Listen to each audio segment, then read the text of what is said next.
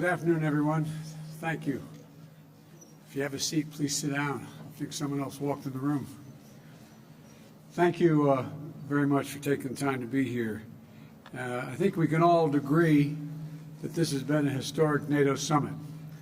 Some of the folks have been covering me for a while. About a year and a half ago, when the first G7 meeting took place in England, I talked about the need for us to reconsider the makeup of NATO, how it functioned, and come up with a different strategy for NATO and how we work together. And in addition to that, we also talked about the G7 taking on additional responsibilities.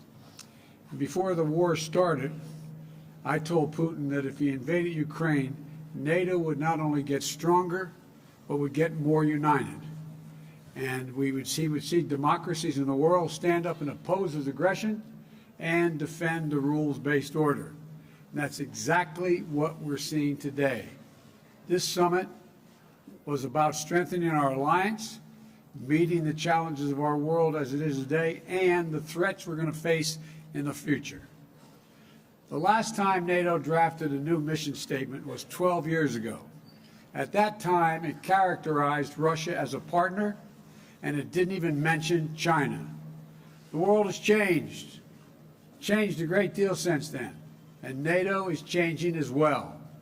At this summit, we rallied our alliances to meet both the direct threats of Russia poses to Europe and the systemic challenges that China poses to a rules-based world order.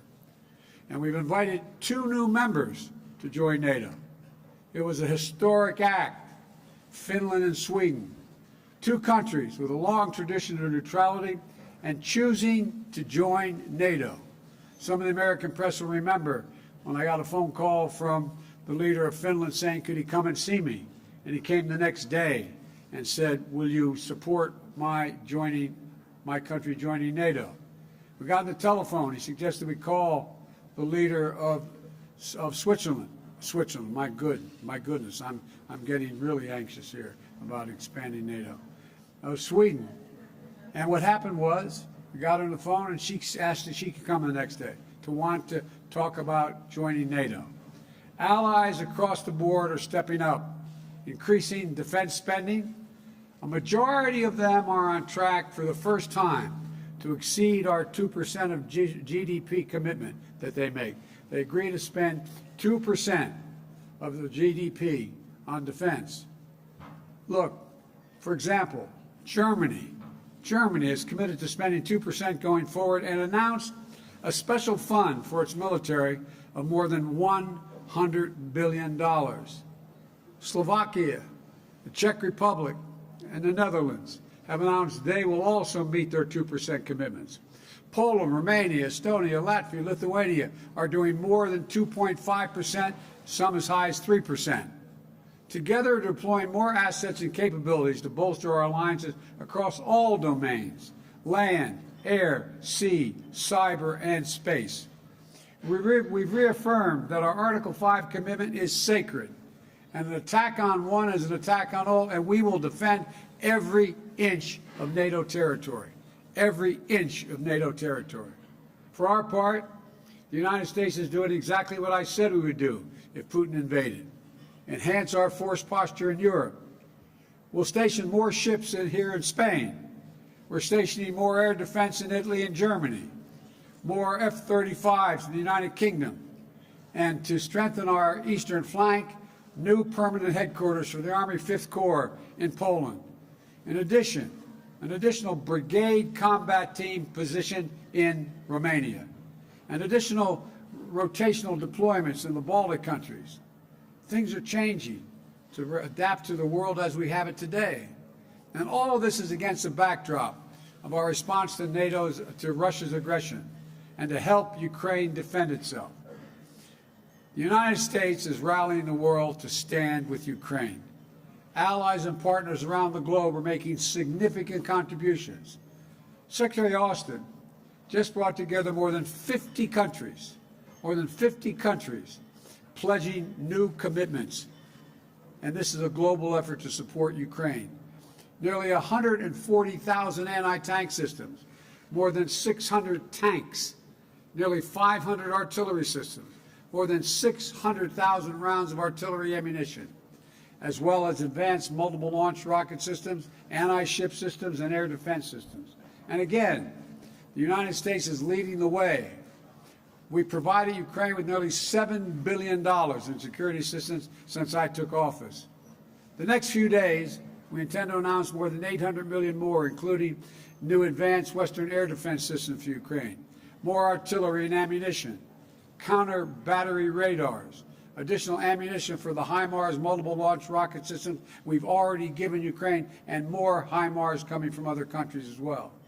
We also welcome for the first time our partners in the Indo-Pacific to participate in the NATO summit. As I indicated to Putin, his action would cause worldwide response. Bringing together democratic allies and partners from the Atlantic and the Pacific to focus on the challenges that matter to our future and to defend the rules-based order against the challenges, including from China. In the G7 in Germany, we also launched what started off to be the Build Back Better notion, but it's morphed into the Partnership for Global Infrastructure and Investment, to offer developing and middle-income countries better options to meet their urgent infrastructure needs. Because when the United States and G7 countries put skin in the game, it helps bring millions of dollars up to, before it's all over, up to possibly $1 trillion of private sector money off the sidelines. $600 billion in just the next few years. Unlike China, these projects will be done transparently and with very high standards. For example, the U.S. government just facilitated a new partnership between two American firms and the government of Angola to invest $2 billion building a significant solar project in Angola. It's a partnership to help Angola meet its climate goals and energy needs while creating new markets for American technologies and good jobs excuse me, in Angola. As you heard me say before, when I think climate, I think jobs. And the G7 also said we'd work together to take on China's abusive and coercive trade practices and rid our supply chains of products made with forced labor. We task our teams to work on the details of the price cap on Russian oil to drive down Putin's revenues without hurting Americans and others at the gas pump. We'll seek to use the funds from the tariffs on Russian goods to help Ukraine rebuild. We've committed more than $4.5 billion, more than half of that from the United States, to address food insecurity and the immediate crisis caused by the Russian war. At every step of this trip, we set down a marker of unity, determination, and deep capabilities of the democratic nations of the world to do what need be done. Putin thought he could break the transatlantic alliance. He tried to weaken us. He expected our resolve to fracture, but he's getting exactly what he did not want. He wanted the Finlandization of NATO. He got the NATOization of Finland. Let's think about this. That's what he thought. Now NATO and Sweden are closer than ever to joining, and this will occur. We're more united than ever. And with the addition of Finland and Sweden, we'll be stronger than ever. They have serious militaries, both of them. We're going to increase the NATO border by 800 miles along the Finnish-Russian border. Sweden is all in. The point is, we're meeting the goals I set out when the first G7 meeting. We're moving to a place that reflects the realities of the second quarter of the 21st century. And we're on the verge of making significant progress. Now I'd be happy to take your questions. And the first question, I'm told, is Darlene Superville from the Associated Press.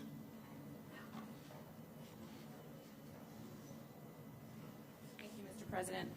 2 questions, please. Of course. America is back was your motto at the first NATO summit last year, and you've come to this summit here and the one in Germany after the U.S. Supreme Court overturned constitutional protections for abortion, after the shootings in Buffalo and Texas, at a time of record inflation, and as new polling this week shows that 85% of the U.S. public thinks the country is going in the wrong direction. How do you explain this to those people who feel the country is going in the wrong direction, including some of the leaders you've been meeting with this week, who think that when you put all of this together, it amounts to an America that is going backward? They do not think that. You haven't found one person, one world leader to say America's going backwards. America's better positioned to lead the world than we ever have been. We have the strongest economy in the world. Our inflation rates are lower than other nations in the world. The one thing that has been destabilizing is the outrageous behavior of the Supreme Court of the United States in overruling not only Roe v. Wade, but essentially challenging the right to privacy. We've been a leader in the world in terms of personal rights and privacy rights, and it is a mistake, in my view, for the Supreme Court to do what it did. But I have not seen anyone come up to me do anything other than, nor have you heard them say anything other than, thank you for America's leadership. You've changed the dynamic of NATO and the G7. So I can understand why the American people are frustrated because of what the Supreme Court did. I can understand why the American people are frustrated because of inflation. But inflation is higher in almost every other country. Prices at the pump are higher in almost every other country. We're better positioned to deal with this than anyone, but we have a way to go. And the Supreme Court, we have to change that decision by codifying Roe v. Wade. There were some comments by some of your counterparts after the U.S. Supreme Court ruling. But my second question is, G7 leaders this week pledged to support Ukraine, quote, for as long as it takes. And I'm wondering if you would explain what that means to the American people, for as long as it takes. Does it mean indefinite support from the United States for Ukraine, or will there come a time when you have to say to President Zelensky that the United States cannot support his country any longer? Thank you. We are going to support Ukraine as long as it takes. Look at the impact that the war on Ukraine has had on Russia. They've had to renege on their national debt for the first time since the beginning, almost well over 100 years. They've lost 15 years of the gains they made in terms of their economy. They're in a situation where they're having trouble because of my imposition of dealing with what can be exported to Russia in terms of technology. They can't even, they're going to have trouble maintaining oil production because they don't have the technology to do it. They need American technology. And they're also in a similar situation in terms of their weapon systems and some of their military systems. So they're paying a very, very heavy price for this. And just today, Snake Island is now taken over by the Ukrainians.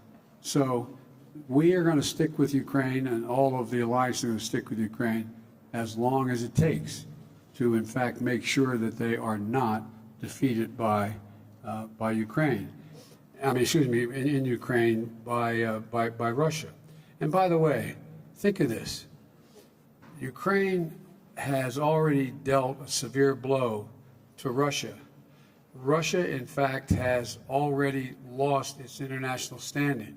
Russia's in a position where the whole world's looking and saying, wait a minute, all this effort, you tried to take the whole country, you tried to take Kyiv, you lost, you've tried to take the Donbass and all of it, you haven't done that yet. The generic point is that we're supplying them with the capacity and the overwhelming courage they've demonstrated that, in fact, they can continue to resist the Russian aggression. And so I don't know how it's going to end, but it will not end with a Russian defeat of Ukraine in Ukraine. I'm supposed to go down the list here. Jim Tankersley, New York Times. Mr. President, thank you. This week, you and the G7 allies introduced a plan for an oil price cap for Russian exports, which is not yet filled out, and obviously is a response to the high price of gasoline in the United States and around the world. Are you confident that that cap would bring down prices for American drivers And how long is it fair to expect American drivers to continue to pay a premium because of this war? Let me hear this. The second part of the question was, would it bring down the price? Will it bring down prices? And the war has pushed prices up. They could go as high as $200 a barrel, some analysts think. How long is it fair to expect American drivers and drivers around the world to pay that premium for this war? As long as it takes. So Russia cannot, in fact, defeat Ukraine and move beyond Ukraine. This is a critical position for the world. Here we are. Why do we have NATO? I told Putin that, in fact, if he were to move, we would move to strengthen NATO. We would move to strengthen NATO across the board. Look, let me explain the price. I suggested a while ago that what we should consider doing is putting a cap on the amount of money that we would pay for, the world would pay for Russian oil, and that we would not provide, the West provides insurance, would not insure Russian ships carrying oil. We would not provide insurance for them, so they would have great difficulty getting customers. The point is that we've said to them, here's the deal. We're going to allow you to have a profit on what you make, but not the exorbitant prices that you're charging for the oil now. We've delegated a commission, a group of our national security people to sit down and work out that mechanism. We think it can be done. We think it can be done, and it would drive down the price of oil, and it would drive down the price of gasoline as well. In addition, at home, I have also called for changes. I've released 1 million barrels of oil per day from our oil reserve, and in addition to getting other nations to move forward, a total of 240 million barrels of oil to release from the Strategic Petroleum Reserve, number one.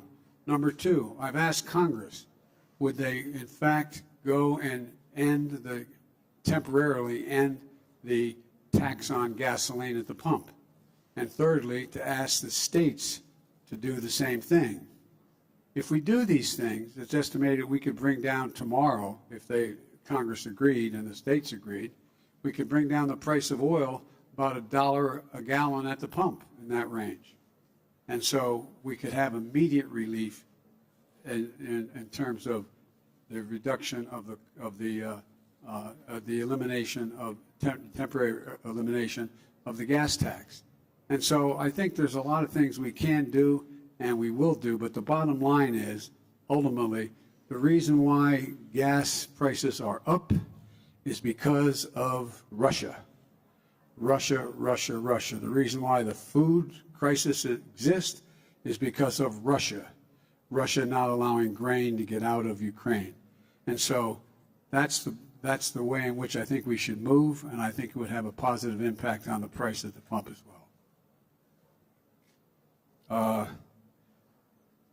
Jordan Fabian, Bloomberg.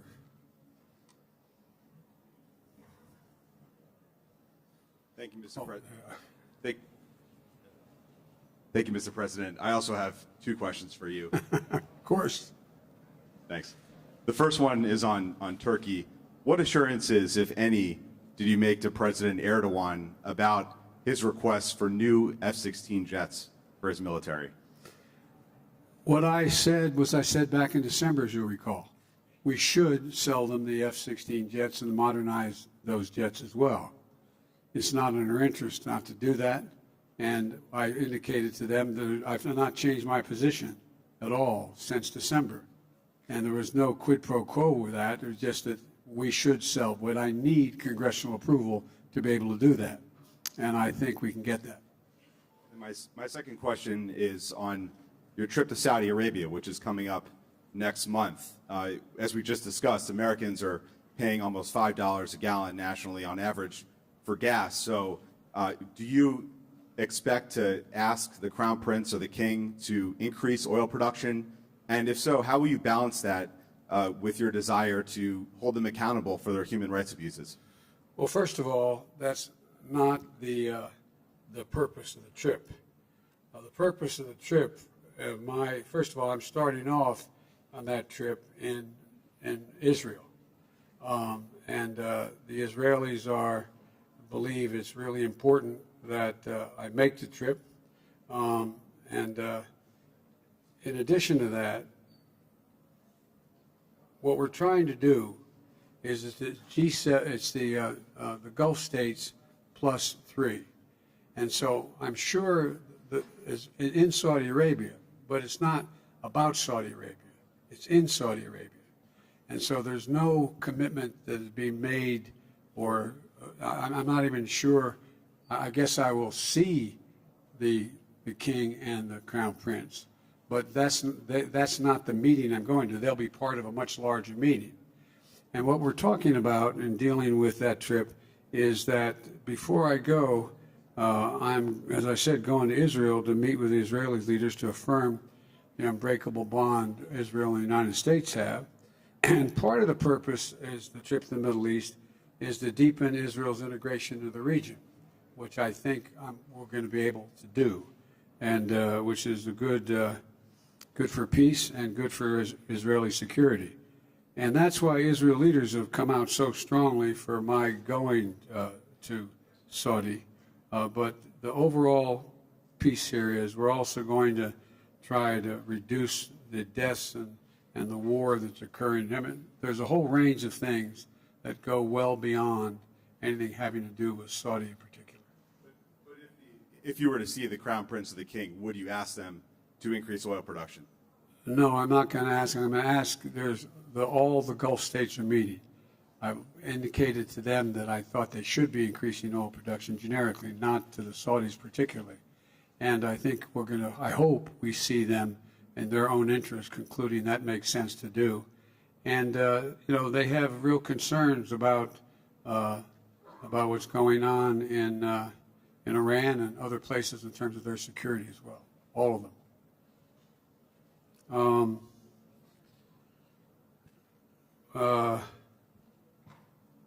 Tarina, the Wall Street Journal.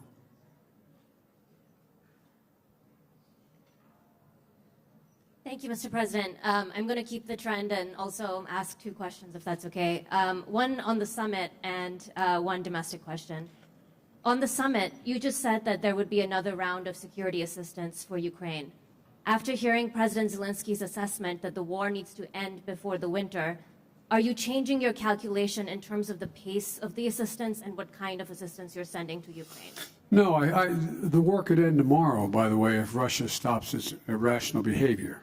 So, when the war will end, I hope it ends sooner than later.